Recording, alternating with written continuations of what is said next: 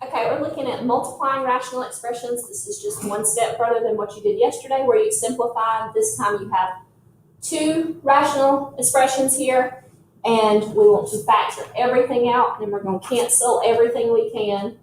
Then, if we have stuff left over, we're going to multiply. So, top of the left one, 5n minus 1. Can't factor that. All right, the bottom, 15n squared minus 13n plus 2. Let's go ahead and see if we can factor that. There's not a GCF, so let's do a times c, so 15 times 2 is 30. We need factors of 30 to add up to negative 13. So 10 and 3, if we make them both negative, should work. So minus 10n minus 3n plus 2. GCF of your first two terms would be a 5n, which will leave me with 3n minus 2. And then bring this minus sign down. GCF of this last one, just 1. And then if we divide all that by negative 1, we get 3n minus 2.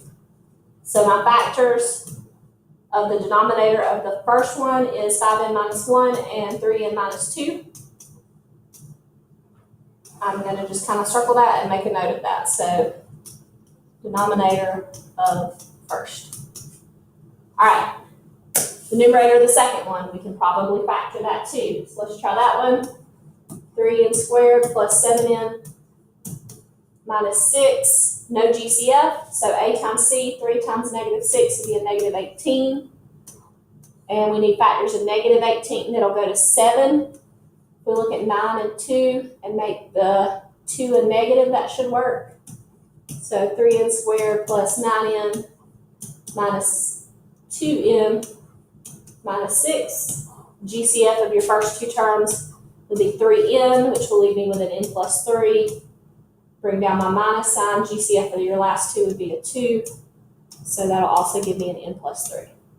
So my factors of the numerator there would be 3n minus 2 and n plus 3.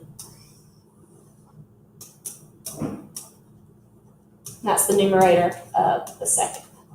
So nothing else can really factor, so let's go ahead and rewrite this.